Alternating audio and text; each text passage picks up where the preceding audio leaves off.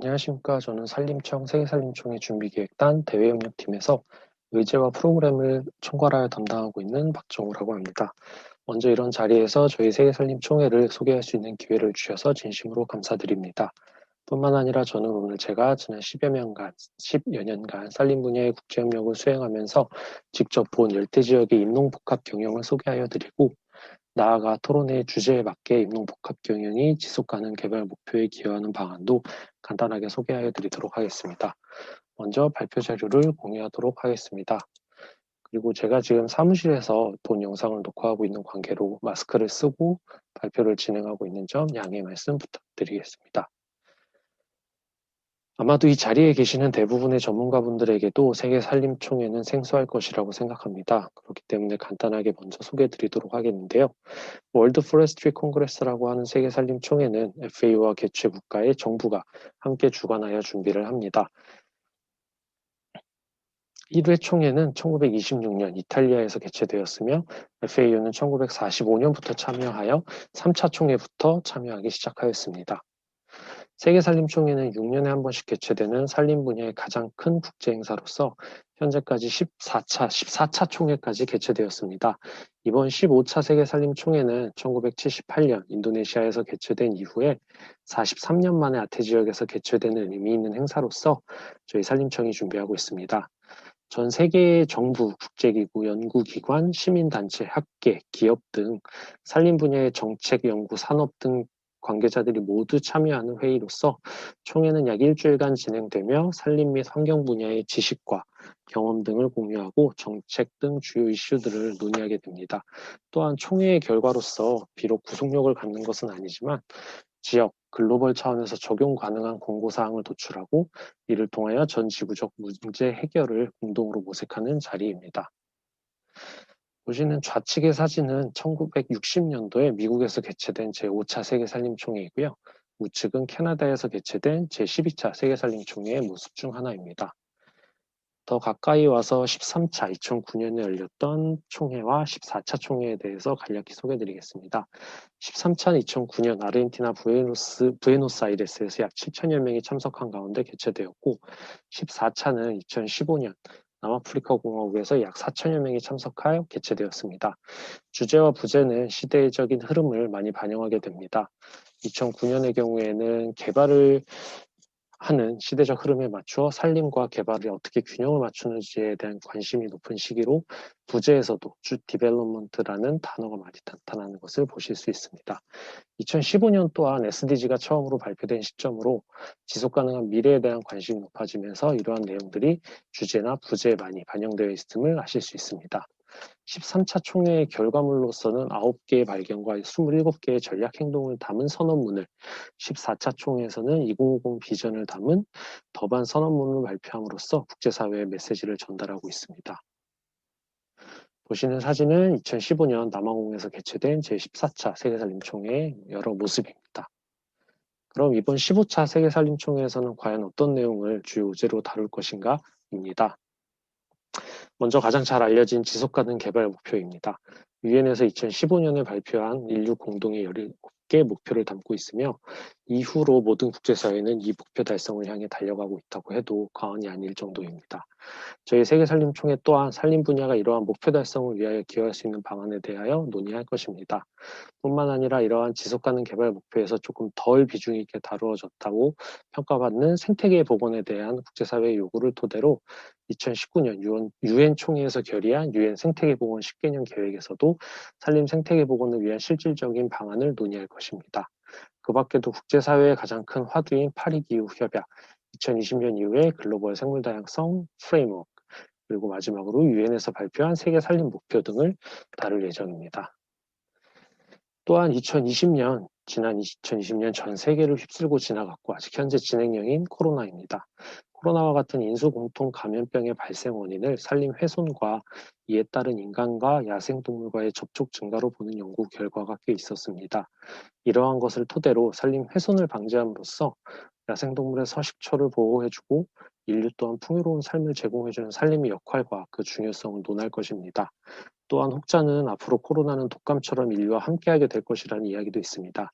이러한 상황에서 산림이 기여할 수 있는 방안이 무엇인지, 예를 들면 최근 각광받고 있는 산림 휴양이나 산림 치유 등을 통하여 정신적 건강을 회복에 도움을 주는 산림의 역할 등에 대한 논의도 할 예정입니다. 다음은 주제와 부제입니다. 부제는 총 6개로 구성되어 있으며 주제와 부제는 FAO 산림청 그리고 산림 환경 분야의 협력기구체인 CPF라고 하는 대표들 그리고 세계산림총회를 위하여 특별히 구성된 자문위원단의 자문 절차를 거쳐서 선정되었습니다. 주제는 다음과 같은 것처럼 숲과 함께 만드는 푸르고 건강한 미래, 영어로는 Building a Green, Healthy and Resilient Future with Forests입니다. 이를 통하여 산림을 통하여 지속가능한 미래를 향한 노력과 함께 코로나 팬데믹으로부터 회복을 함께 포함하고 있습니다. 다음은 부제입니다. 부제 1은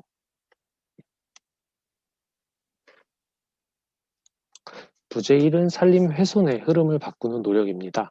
산지 전용, 산림 황폐화에 대한 대응에 있어서의 진행 현황, 기회, 우선순위를 논의하게 될 것입니다. 이 논의의 일부로서 최근에 선언된 국제적 약속의 이행 그리고 주요 이니셔티브들을 구체화가 다루어질 것입니다. 부제 1에 포함되는 내용들은 SDG 목표인 1번, 2번, 6번, 7번, 8번, 11번, 12번, 13번, 15번의 목표와 직접적으로 관련이 되어 있습니다. 부제 2는 기후변화 대응 및 생물다양성 보존을 위한 자연 기반 해법입니다.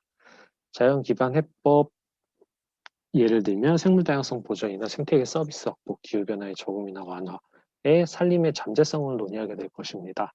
2020년 이후에 글로벌 생물다양성 프레임워크가 사회와 생물다양성 간의 관계를 개혁시킬 폭넓은 행동을 위한 계획을 제시할 것으로 기대되고 있습니다. 또한 세부 주제 하에서는 레드 플러스를 통하여 산지 전용이나 산림 훼손을 저감 노력을 점검하게 될 것이며 앞으로 기후변화 대응 및 생물다양성 보존에 기여하게 될 유엔 생태계 보건을 10년을 위한 계획들을 또한 검토하게 될 것입니다. 부제 2와 관련된 SDG 목표로는 1번, 2번, 7번, 8번, 11번, 12번, 13번, 15번입니다. 다음은 부제 3입니다. 지속가능한 발전으로 가는 녹색 경로이고요. 포용적이며 지속가능한 경제 발전을 필요한 산림과 목재의 핵심 경제적 기능을 중점적으로 다룰 것입니다. 그러한 산림 목재의 핵심 경제적 기능에는 식량, 소득, 일자리, 생태계 서비스와 같이 산림이 주는 재화와 서비스 등이 모두 포함될 것입니다. 또한 현재의 생산 소비 체제와 금융 메커니즘을 변화시킬 수 있는 기술의 발전, 폭넓은 이니셔티브도 논의하게 될 것입니다. 이는 SDG 목표 1, 2, 3, 6, 7, 8, 9, 10, 11, 12, 13, 15번의 목표와 직접적으로 관련되어 있다고 할 수 있습니다. 다음은 부제 4번입니다. 숲과 인류의 건강 간의 연계성 확인입니다. 전 세계 인구의 생활, 건강, 후생이 어떻게 산림에 직간접적으로 의존하고 있는지를 논의하게 될 것입니다. 또한 분쟁이 발생할 시 산림이 긴급 식량원 및 재원을 제공할 수 있는 잠재력과 산림 지역에서의 평화를 증진하기 위한 노력을 논의하게 될 것입니다. 오늘의 주제인 혼농임업 또한 부제 4에서 지속 가능하고 회복력 있는 식량 시스템 중의 하나로서 비중 있게 다루어질 예정입니다. 부제 4는 SDG 목표의 1번, 2번, 3번, 4번, 5번, 6번, 7번, 8번, 11번, 12번, 15번, 16번과 직접적으로 관련되어 있습니다. 부제 5는 산림 정보, 지식의 관리 및 소통입니다. 산림 정책 개발을 지원하기 위해서는 혁신적인 모니터링 기술 기반 과학적 연구 및 정보 생성 필요성을 논의할 것입니다. 또한 산림 문제를 더 많은 사람들에게 보다 효과적으로 알리기 위한 과학과 정책 간 협력을 증진시킬 최선의 방안을 모색하게 될 것입니다. 부제 5는 XDG 목표의 9번, 13번, 15번, 17번과 직접적으로 관련되어 있습니다. 마지막으로 부제 6은 경계를 초월한 산림 관리와 협력입니다. 경관 수준에서의 지속 가능한 산림 관리에 요구되는 다부문 간 협력, 조정 측면에서 산림을 다루게 될 것입니다. 부제 6번은 SDG 목표의 1번, 2번, 6번, 13번, 15번 목표와 직접적으로 연관이 되어 있습니다. 다음은 프로그램입니다. 총회는 월요일부터 금요일까지 약 일주일간 개최될 예정이고 대부분의 주요 행사는 동시간대 1개, 일부 행사의 경우에는 약 3개가 패러렐로 진행될 예정입니다. 프로그램은 크게 2가지로 나누어서 구분이 됩니다. 먼저 공식 프로그램으로서 FAO와 파트너 그리고 개최기관인 산림청이 함께 준비하는 것으로서 총회의 큰 흐름을 구성하게 됩니다. 첫날 개최되는 개막식과 장관급 이상의 고위급이 참석하는 고위급 대화, 그리고 장관급 포럼을 포함하여 국제사회의 주요 이슈를 다루면서 산림청이 제안한 산불 포럼, PFI 라운드 테이블, 그 밖에 각 부제별 세션으로 구성하여 국제사회의 전문가들이 서로의 지식을 공유하고 토론할 수 있는 기회가 제공될 것입니다. 또 하나는 자발 참여 프로그램입니다. 총회 기간 동안 신청자에 한하여 사이드 이벤트를 개최할 수 있는 공간을 제공해 줄 예정입니다. 또한 논문, 포스터, 비디오 등을 제출함으로써 개인 또는 소속 기관이 진행하고 있는 연구나 사업의 성과를 발표할 수 있는 기회를 제공하기도 합니다. 마지막으로 전시부스 또한 운영될 예정입니다.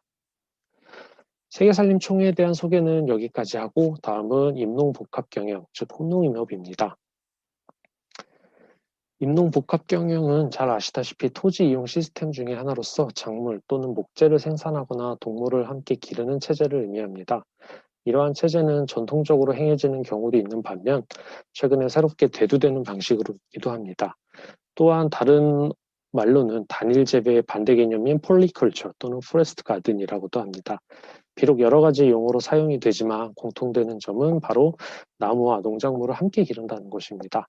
농지 중에서 10% 이상의 나무가 있으며 임농복합 경영으로 간주되며 농지의 43% 정도가 임농복합 경영으로 포함될 수 있습니다. 인간의 역사를 보면 나무와 작물을 섞어서 재배하는 것은 식량 생산에 매우 일반적인 방법이었습니다. 하지만 식량 생산을 위한 농업과 목재 생산을 위한 산림은 두 개의 큰 줄기로 나누어지게 됩니다. 두 분야 모두 많은 화학적 비료의 투입에 의존하여 높은 생산성을 얻을 수 있는 단일 재배에 초점을 맞추고 있습니다. 이는 결국 환경이나 그리고 사람의 건강과 삶에까지 부정적인 영향을 미치게 되는 것입니다. 유엔에 따르면 우리는 2050년까지 인구는 98억으로 증가할 것이고 이를 유지하기 위한 식량의 필요도 늘어나게 될 것입니다. 농지에 대한 압박은 남아메리카 지역이나 사하라 이남의 아프리카 지역처럼 빈곤한 지역에서 생물 다양성과 농작물 생산 사이에서의 갈등을 확산시킬 여지도 있습니다. 한 연구 결과에 따르면 2헥타 이하의 면적을 관리하는 소작농이 전 세계 식량의 30~40%를 생산하고 5헥타 이하의 면적의 경우에는 44에서 48%로 증가한다고도 합니다. 바로 이러한 점에 주목할 필요가 있다고 생각합니다. 임농복합경영은 인간의 삶과 직접적으로 관련되는 식량 생산량의 증가와 같은 유형의 이익뿐만 아니라 기후변화의 완화 및 극한 기후변화에 대한 농민의 적응, 나무와 관련된 생태계 서비스의 증가 등 보이지 않는 이익을 만드는 잠재 능력도 가지고 있습니다. 다음은 임농복합 경영의 형태를 조금 쉽게 이해하기 위해 그림으로 나타낸 것입니다. 홈가든, 그리고 쉘터 벨트, 포레스트 가든 등이 가장 일반적이고 대중적인 형태의 임농복합 경영이라고 할 수 있습니다. 보시는 이 그림은 뚱야라고 하는 미얀마의 전통적인 임농복합 경영 시스템입니다. 경제적 가치가 높은 수종이자 미얀마가 원산지인 이 티크라고 하는 나무를 활용한 것입니다. 티크는 모든 소농인들이 장기적인 관점에서 큰 소득을 올릴 수 있는 수종으로서 선호도가 매우 높고 홈가든, 포레스트 가든 등의 형태에서는 티크에 몇 그룹만 식재를 하고 나머지는 채소, 작물 위주의 형태로 간 것입니다. 몇 년 전부터는 그 수요에 맞추기 위하여 티크를 대규모로 식재하는 경향이 발생하긴 하였는데요. 이러한 유사한 형태로는 인도네시아에서도 홈가든을 굉장히 많이 하고 있습니다. 인도네시아 또한 티크가 매우 잘 자라고 경제적 가치가 높아서 주민들은 자식들의 결혼시킬 때 그 한 그루씩 팔아서 그 자금을 마련한다는 경우도 있다고 들었습니다. 다음은 태국과 인도네시아에 있는 임농복합 경영의 모습입니다. 제가 출장 중에 찍은 사진으로 조금 퀄리티가 낮을 수 있는데요. 최근 고무나무와 파인애플을 함께 재배하는 태국과 그리고 소나무와 카바나를 함께 식재하는 인도네시아입니다. 고무나무와 소나무 모두 레진을 수확함으로써 소득을 올릴 수 있으며 파인애플과 카사바 또한 생산 후 소득을 올릴 수 있는 작물들입니다. 유사하게 라오스에서 고무나무와 카사바를 심고 또한 고무나무와 파파야를 함께 심은 사진입니다. 다음은 홈가든의 모습입니다. 앞서 보여드린 상업적 목적의 조림 형태보다는 각각의 개인이 살고 있는 집 주변의 땅을 활용하여 식재하고 식량을 생산하는 경우가 대부분이고, 그 후에 남는 것을 주변 사람들과 교환하거나 인근 시장에 내다 팔면서 소득을 올리는 형태입니다. 이러한 여러 가지 형태는 임농복합 경영에 있어서 수종 선택에 대한 정해진 규칙이나 모델은 사실 없습니다. 앞에 보여드린 티크나 캄보디아에서 잘 자라며 중국에서 매우 비싼 값에 팔리는 달버지아 같은 나무는 장기적인 관점에서 큰 소득을 바라보는 경우라면, 고무나무나 소나무와 같은 경우에는 식재 후 일정 기간이 지나면 레진 생산을 통해 적더라도 정기적인 소득을 올릴 수 있는 경우입니다. 망고스틴이나 두리안, 구아바, 커피 같은 열대 지역에서 많이 생산되는 과일 또한 다양한 임농복합 경영에서 많이 사용되는 수종입니다. 이렇듯 수종에 대한 선택은 경제성이 높거나 국제사회에서 수요가 꾸준하거나, 그리고 마지막으로 재배 지역에서의 요구도가 높아 잘 팔리는 수종 등을 자체적으로 선정하여 식재하는 것이 대부분입니다. 다음은 임농복합 경영과 지속가능 개발 목표와의 관계입니다. 임농복합 경영은 총 7개의 목표 중에 최소 9개 이상의 목표 달성에 기여할 수 있다고 합니다. 먼저 지속가능 개발 목표 13번 기후변화와 대응입니다. 기후변화는 이제 대륙 전반에 모든 국가에 영향을 미치고 있습니다. 국가 경제를 혼란에 빠뜨리고 삶에 영향을 미치며 오늘날의 미래와 인류, 공동체 및 국가에 큰 손실을 주고 있습니다. 이는 가난하고 취약한 사람들에게 가장 많은 영향을 주기도 합니다. 농업과 임업은 전 세계 전체 온실가스 배출의 21%를 차지할 정도로 많은 온실가스를 배출하는 것으로 알려져 있습니다. 농지를 임농복합 경영으로 전환하는 것은 단위 면적당 연간 약 27톤의 이산화탄소를 감축하는 잠재력이 있다고 합니다. 전 세계적으로 생산성이 낮은 농지의 20%는 임농복합 경영에도 적합하며, 이는 곧 연간 34억 톤의 탄소를 감축할 수 있는 잠재력이라고 합니다. 이러한 측면에서 임농복합 경영은 기후변화 및 그에 따른 충격에 회복력을 증가하는 기회를 제공한다고 볼 수 있습니다. 다음은 지속가능 개발 목표 1번 빈곤 퇴치와 2번 기아 종식입니다. 전 세계적으로 7억 6천만 인구가 빈곤의 삶을 살고 있으며 그중 약 80%가 교외에 살며 농업에 종사하고 있습니다. 이는 단순히 음식이 부족한 것뿐만 아니라 영양소 결핍이라고 하는 히든 헝거의 의미로서 고통받고 있기도 합니다. 특히 아연과 같은 필수 영양소의 결핍은 건강상의 문제를 야기시키고 건강한 삶을 유지하는 데 위협이 됩니다. 임농복합 경영은 단순히 수확량을 증가시켜서 식량 안보에 기여하는 것뿐만 아니라 다양한 과수나 작물 등을 통하여 부족한 영양소나 불균형을 해소하는 것에도 기여를 하게 됩니다. 다음은 지속가능 개발 목표 15번 육상생태계 등의 보호와 지속가능한 이용입니다. 현재 매년 약 1,300만 헥타르의 산림이 손실되며 건조지의 지속적인 파괴로 인해 36억 헥타르가 사막화가 되었습니다. 현재 토지의 15%까지는 보호되고 있지만 생물 다양성은 여전히 위험에 처해 있다고 합니다.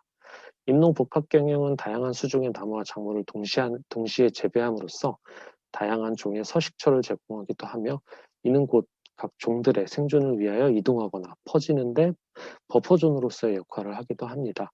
뿐만 아니라 다양한 종을 식재함으로써 그 자체가 생물 다양성 보존의 역할을 하기도 하며, 최근 단편화되는 경관 수준에서 수분을 하는 생물들, 벌과 같은 생물들에게 중요한 서식지로서의 역할도 합니다.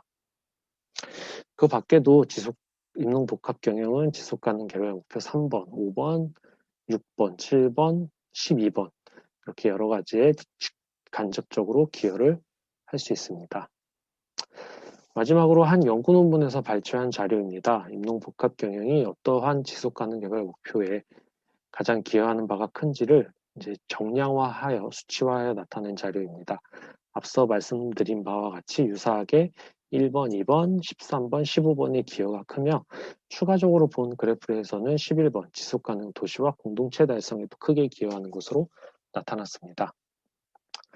앞서 말씀드린 임농복합 경영의 다양한 장점과 지속가능 개발 목표에 기여하는 바가 상당히 큼에도 불구하고 아직 많은 점이 어려움으로 남아있는 상황입니다. 특히 정책적인 인센티브에 대해 비판적이거나 관련 지식이 적절하게 나눠지지 않고 있습니다. 그리고 또한 다양한 분야 사이에서의 법적, 제도적인 견제, 그리고 국가적인 정책 결정이나 토지 이용 계획, 지역개발 프로그램 등에 충분하게 반영되지 않고 있는 것들이 여전히 풀어야 할 숙제로 남아 있습니다. 그 결과로서 임농복합경영은 실제 경제개발이나 SDG 목표 달성에 그 잠재력만큼 기여하지 못하고 있는 것이 사실입니다. 세계식량기구인 FAO는 이미 2013년도에 임농복합경영을 정책 의제로서 다루어 국가 발전에 기여할 수 있도록 하고자 정책 결정자들을 위한 가이드를 작성하여 배포하였습니다.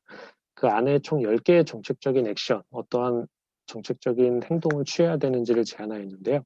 이를 간단하게 소개해 드리면서 오늘의 발표를 마치도록 하겠습니다. 먼저 1번은 임농복합경영에 대한 장점을 많은 농민들 그리고 국제사회에 알리는 것입니다. 정책 결정자들이 관심을 갖고 임농복합경영이 좋은 해결책이라는 것에 동의하기 위해서는 국가 수준이나 지역 수준에서 임농복합경영을 통한 결과를 수치화하여 가시적으로 제시하는 것이 필요합니다. 이러한 객관적인 수치를 토대로 하는 것이 정책 조정에 아주 긍정적인 요소로 작용할 것입니다. 2번은 불리한 규정이나 법적 제한, 재정적인 메커니즘을 제한하는 요소를 살펴보고 필요하다면 개정하는 것입니다. 일부 관련법의 조항이 임농복합 경영의 발전을 제한하는 요소로 작용하는 것이 매우 일반적입니다. 특히 개도국에서의 나무를 보호하는 정책 대부분은 식민 시대로부터 유래한 것으로 현실의 토지 이용이나 거주권, 벌채 등과는 많이 동떨어진 것이 사실입니다. 이러한 것들이 많이 수정 또는 보완되어야 하고요. 다음은 3번은 토지 소유권에 대한 제도를 확립하는 것입니다. 이러한 것들은 바로 임농복합 경영의 개발을 위한 전제 조건인데요. 꼭 토지를 사유화해야 한다는 의미가 아니라 토지에 대한 접근성을 확보한다거나 토지로부터 생산되는 자원에 대한 소유권을 갖게 해주어야 한다는 것입니다. 다음 4번은 많은 국가와 농업과 임업의 분야에는 명확하게 구분되어 있으며 각기 다른 정책이나 메커니즘의 지원을 받습니다. 우수한 기술이나 경제적인 모델은 단연생 작물의 재배를 기반으로 하고 나무조림의 경우에는 농업과 다른 조림 방법을 따르고 있습니다. 농업의 사회적 환경적 역할에 대한 성찰은 두 모델 모두에 대한 비판을 불러일으켜왔고 이러한 농촌 생산에 대한 임농복합 경영과 같이 새로운 접근 방식이 등장하게 된 것입니다. 다음은 더 나은 정책 일관성과 시너지를 위하여 범분야의 협력이 필요합니다.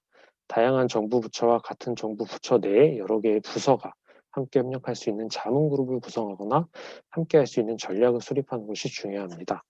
지방 분권 또한 매우 중요한 지방 분권의 경우에도 지방 정부가 매우 중요한 이해 당사자가 될 수 있으며 각각의 이해 당사자는 토지 이용과 관련돼 있어서 초래할 수 있는 트레이드 오프를 평가할 수 있어야 합니다.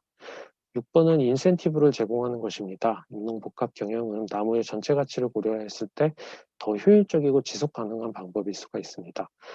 개인의 농장에 나무를 심는 것에 대하여 사회에서 제공하는 생태계의 서비스에 대한 보상이 주어질 필요가 있고 이러한 금전적인 지원, 세금 감면 등과 같은 유무형의 지원을 통하여 임농복합 경영은 더 발전하게 됩니다. 다음 7번은 임농복합 경영을 통한 상품을 팔 수 있는 시장으로부터의 접근성을 강화하는 것입니다.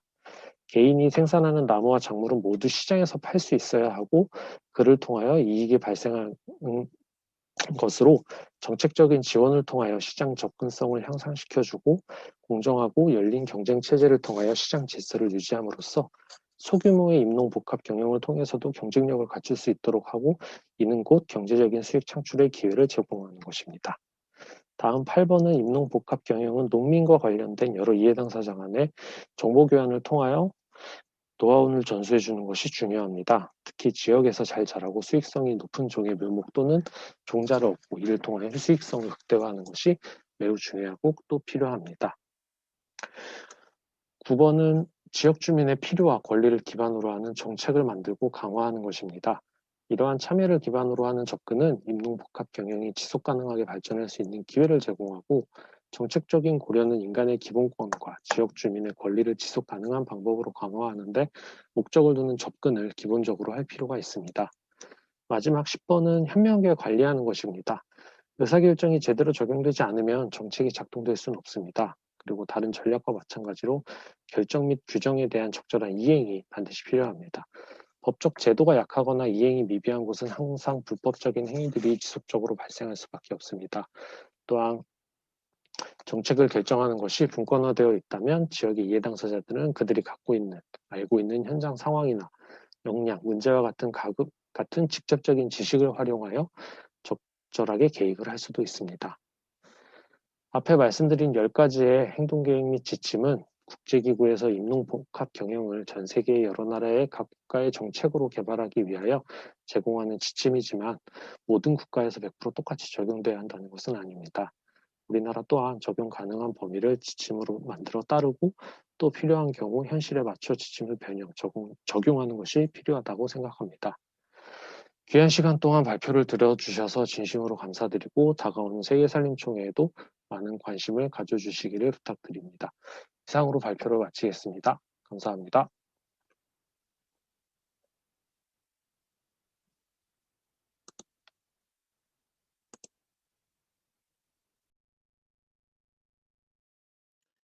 Good morning, ladies and gentlemen. Thank you for your kind invitation.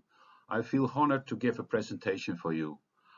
I was actually also looking forward to attend the World Forestry Conference that your country is organizing, and hopefully meeting some of you in person. But I heard that it has been postponed to next year, so hopefully we see each other next year in person, at least some of you. My name is Rob Busink. I work for the Dutch Ministry of Agriculture, Nature and Food Quality, and I'm Senior Policy Advisor on International Forest Affairs. Today I'd like to tell you something about the Netherlands and forest worldwide, especially our commitment to international forest conservation and restoration.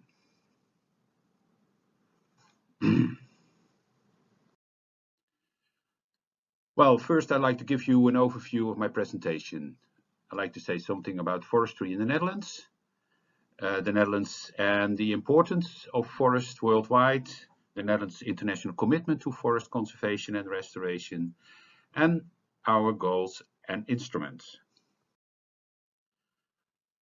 Are there forestry in the Netherlands? Is there a room for forestry in the Netherlands? The Netherlands are well known for its flowers, cheese, tomatoes, and other agriculture products.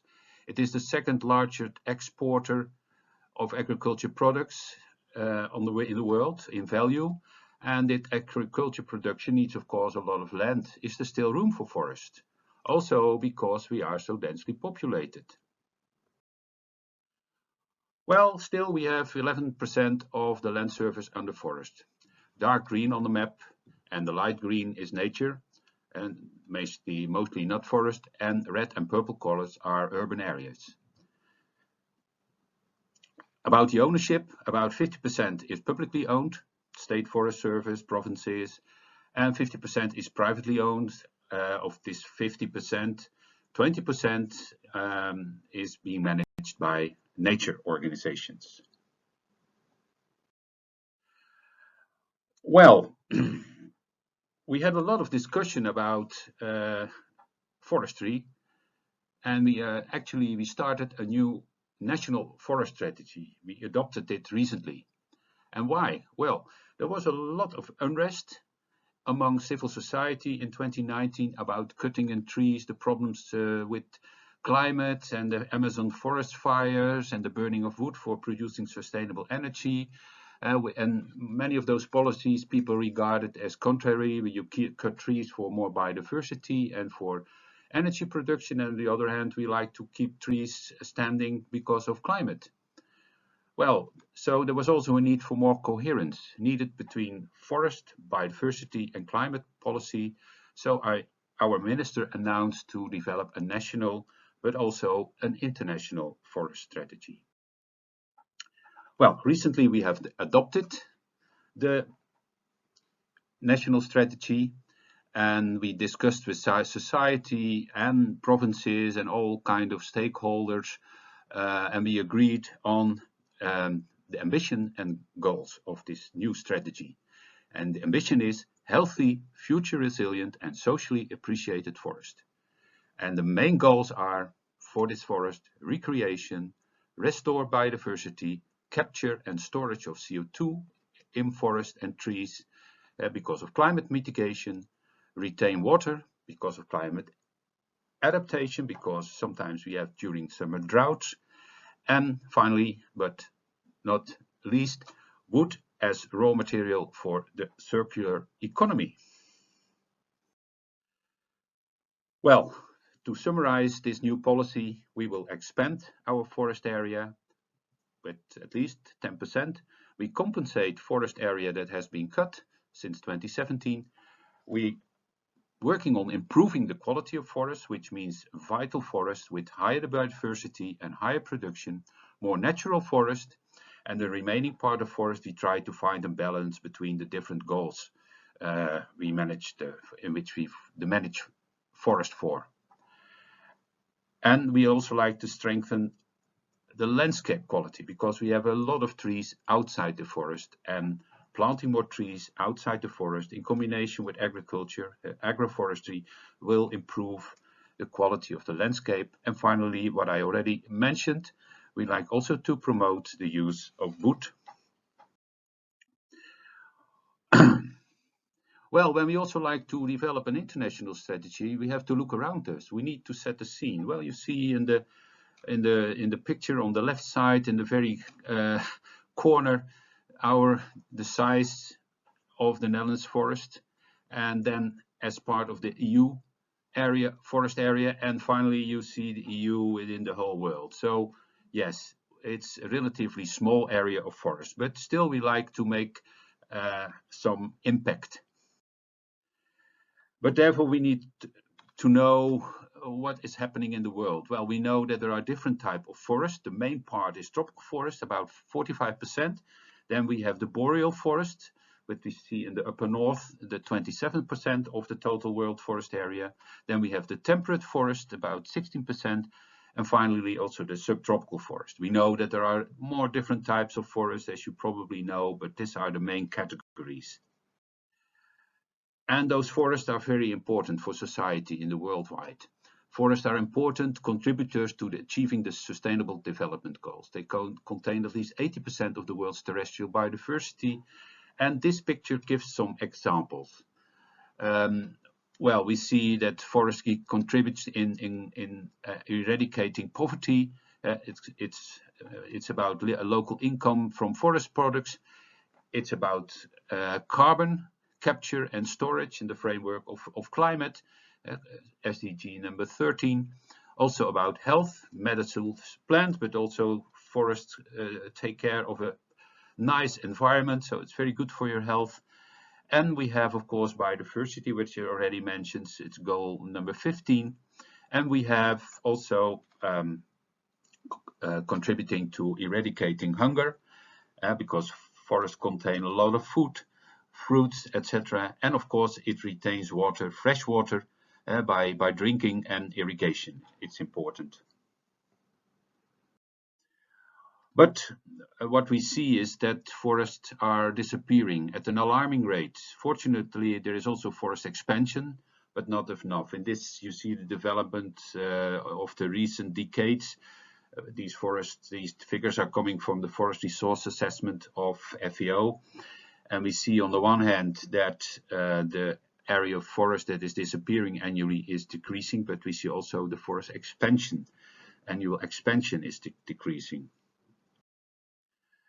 Well, when we look more into detail, when we like, for instance, to combat deforestation, we like to know what are the main drivers. And important to know it is that in South America and Southeast Asia, deforestation is mainly dominated by commercial agriculture practices, and in Africa mainly shifting cultivation or subsistence agriculture, where there is also a link to biomass for energy, and then we're talking about charcoal burning for cooking food.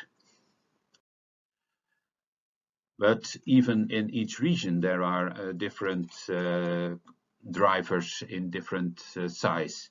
And just to mention one, it's in Asia, for instance, we see that expansion of urban areas is an important driver compared to other regions. And these things we need to know when we like to develop a strategy to combat deforestation and also forest degradation, which is on the very right part, where we see that there is also an important influence on forest degradation by timber logging.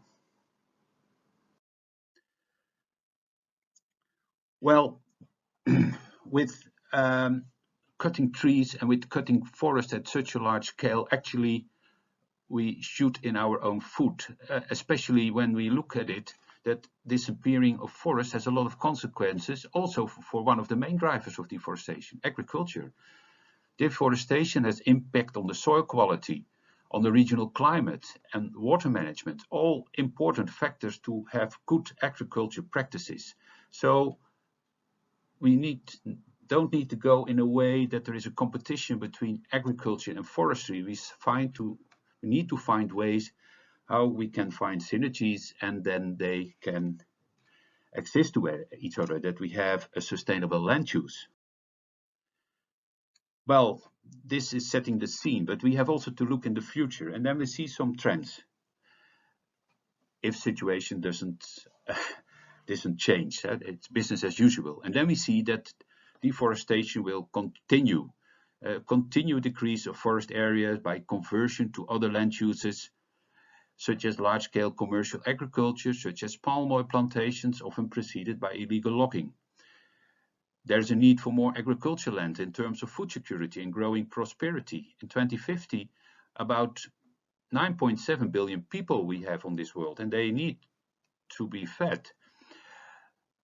Growing demand for woody biomass for energy generation, for example, by the EU, but also strengthened by avoidance of biomass from food crops, because we like to use those wood for replacing, that's an additional demand for wood, because we like to substitute raw materials which are finite, like steel and concrete. But when we see all these international developments, why an international forestry from the Dutch perspective? Well, the Netherlands is particularly vulnerable to climate change and sea level rise. And what I said, forests are very important in climate mitigation. Also, from the viewpoint of biodiversity, 80% of terrestrial biodiversity would be lost, especially the crucial role biodiversity plays in sustainable food production. And the Netherlands is no exception here. We are, with our agriculture, very dependent on biodiversity. And forests ensure the sustainable supply of timber for the transition to a circular economy. The Netherlands is almost entirely dependent on foreign imports. And finally, conservation and restoration of forest and reforestation are also essential if we are to achieve the SDGs. And the Netherlands have committed to achieve those SDGs. Well, but what is our impact on forests? Where can we play a role? Well, our local wood production is very limited. We have to import more than 90% of our annual consumption. And the wood we import, the main part is coming from the European Union EU countries, of which almost a quarter is coming from Germany. Then we import some timber from North America. The main part that we import from outside the EU is from South America, and of course also from Asia and some timber from Africa. But we import more. We like to reduce our footprint. At the moment, the annual consumption in the Netherlands, all the products we use, need, of course, land surface to be produced. And for what we annually consume, therefore, we need a land surface of 2.5 times the land surface of the Netherlands. And when we look into detail, the land surface area, agricultural land of the Netherlands is more than 22,000 square kilometers. Oh, sorry, yes, and the land surface in the Netherlands itself is 33 square kilometers. And the land surface needed to produce the annual import of soy and palm oil, when we look only at soy, then we need 25,000 square kilometers. That's even more than our own agricultural land. For the land use to produce palm oil, it's about 6,000 square kilometers. That is also quite a lot of amount, and that's all land outside the Netherlands. And we like to reduce our footprint because, as we noticed, the main part of deforestation is taking place by converting forest in agricultural land. About 80% is that. So based on these figures, the main drivers of deforestation, our main goals, and we have started to look at the forest, and we say our starting point of our national and international policy is that we should strive for sustainable forest management through an integrated approach that gives equal attention to ecological, economic, and social aspect.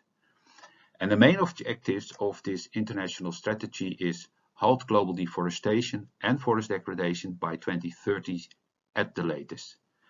The second, 3% increase in global forest cover by 2030. And third, it's a more process goal. We like to mobilize the EU, because when we're talking about trade, and trade is very important for the Netherlands, then EU is very important because the trade policy is in the first place determined by the EU. Well, these slides give you in a nutshell our approach. You see on the right top Europe, and that tiny red, white, blue spot is the Netherlands. And we like on the one hand to decrease our footprint, and that means that we use very efficient timber, less timber, but on the other hand more, because we like to replace finite raw materials. And what we import, it should be also be sustainably produced, not only timber, but also agriculture commodities like soy, palm oil, cocoa. And we also like to contribute with our knowledge to intensify agriculture production. When we produce more agriculture products on the same area, then you need less agriculture land, and then we can relieve the pressure on forest. And what I said the other way around, what we import is that we only import raw materials that have been sustainably produced, like timber, soy, and palm oil. And we think with this, especially in the framework of the Paris Agreement, we can contribute to climate mitigation and at the same time also at biodiversity conservation. Well, we have some instruments. Policy instruments is important. In the past, we have been very committed to achieve a global forest policy, sustainable forest management agreement. We worked in UNFF. We contributed to the UN Forest Instrument, and also very active we were in drafting the United Nations Strategic Plan for Forest. Other instruments we have, we support multi-stakeholder initiatives, we improving public and private governance of forest. We are financing innovative, scalable programs and contributing to multilateral and other funds with the aim of attracting private funding. We are also supporting developing countries. This specifically encompasses both the forests themselves and improving the living conditions of local communities. And of course, diplomacy, the diplomatic network, including our agricultural counselors, will be used to promote active forest diplomacy.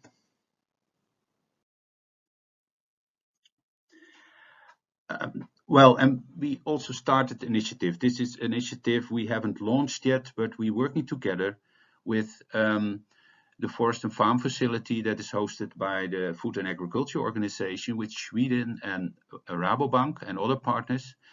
And this is a project where we're trying to find synergies between agriculture and forestry. And then we're talking, for instance, about agroforestry, but you can also combine it at a larger scale. And we try to do that with forest and farm producers organizations.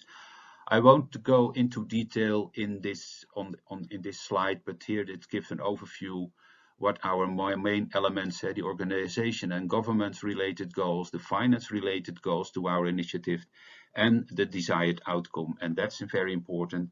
That is an increase of hectares of land brought under agroforestry or restoration and expansion of forest cover and climate resilient landscape management. That's actually the final outcome we strive for. And we do it with 3 pilot countries, Ghana, Kenya, and Zambia. Well, and then to conclude, I also like to say something what we do in the EU, the mobilization of the EU, forest and the EU. Well, then we are talking what I said, trade, We are very active in the forest law enforcement and action and governance and trade action plan of the EU, which is aiming at combating trade and illegally harvested timber from third countries. Our instruments are different regulations, and one of them is due diligence obligations for traders who like to bring timber on the market, but we have also voluntary agreements with countries, for instance, like Indonesia, and we were working on with other countries to achieve also voluntary partnerships agreements. But there's only timber. Deforestation, as you have heard, has many causes other than demand for timber.